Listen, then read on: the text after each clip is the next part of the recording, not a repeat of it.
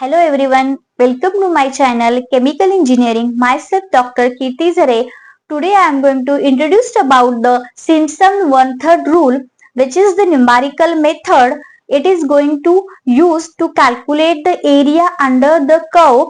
Again, it is the same like a trapezoid rule, but in the trapezoid rule, it can be considered into the segmental form. But here you are supposed to consider the odd and the even area.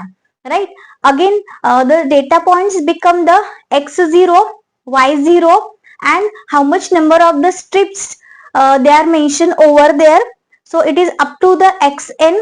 Again, you are also consider the h over here, that is the step function or the size function, which can be denoted as the accuracy of the numerical. Whenever it is the less, so you can predict that it is the higher accuracy.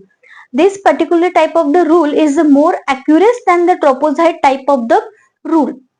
It is also used into the fluid mechanics, process modeling and simulation, chemical engineering designing, chemical reaction engineering, for designing the distillation column, for designing the stripper, designing the evaporator, or whatever the different type of the reactor you are used into the chemical sectors. So it can be used for the same. So let us start. That is evaluate the 0 to the 4 EXDS using the Simpson one-third rule. Now you have to suppose to consider the 4 step here, right? So definitely x is there and y, that is nothing but the function of the x, right?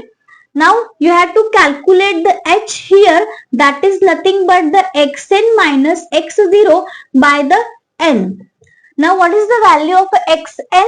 Means final limit they are mentioned as the 4, right? And lower limit they are mentioned as the 0, divided by how much step they are asked here? 4. So I am supposed to consider the 4. So it become the 4 by 4. So the value of h or the step function or become the 1. So h is equal to the 1, right?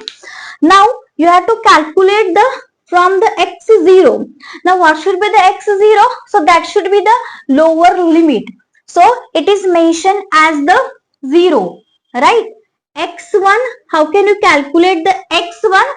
That is nothing but the x0 plus h, right? So x0 become the 0 plus h is equal to the 1. So it become the 1, right? x2, that become the x0 plus 2h is equal to the 0 plus 2 multiply by the 1. So it become the 2. x3, that is equal to the x0 plus 3h, that is equal to the 0 plus 3 multiply by the 1. So it become the 3.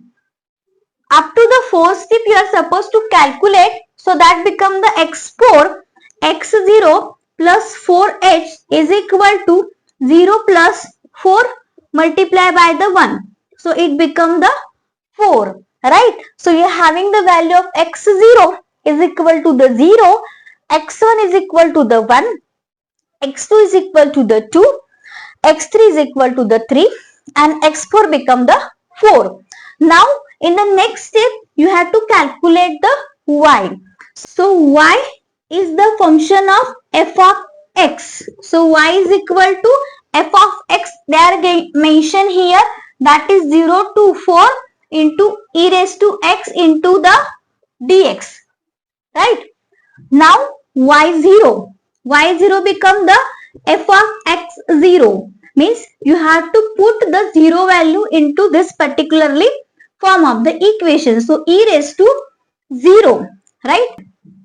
y1 is equal to function of the x1. So it can be calculated at e raised to the 1, right? So e raised is equal to the 2.7182, right?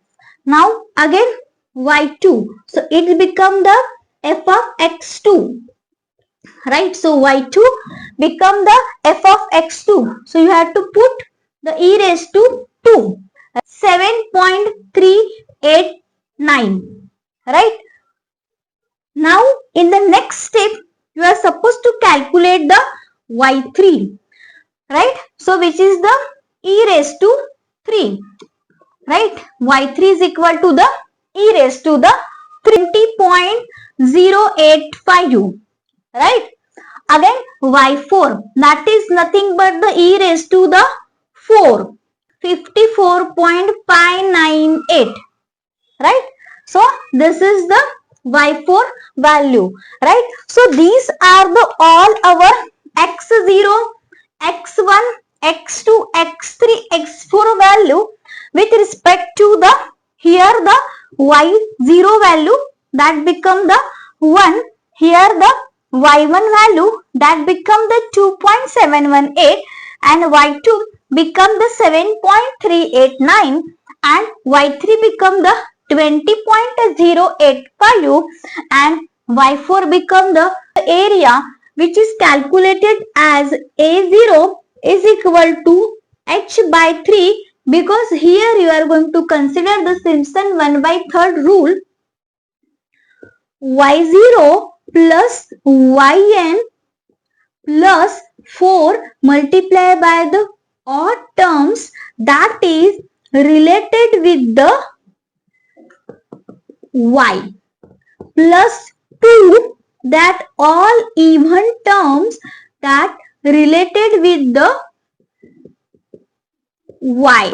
The a0 that become the h is equal to the 1 divided by the 3, right? y0 that become the 1 plus yn become the y4.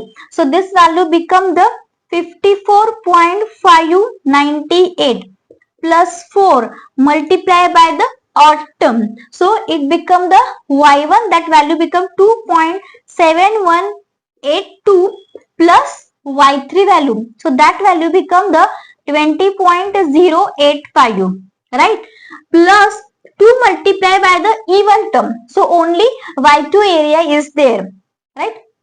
So that becomes 7.389, right? If you are going to calculate this by using the calculator, this area become the 53.862, right? This is the area under this particularly form of the equation, right?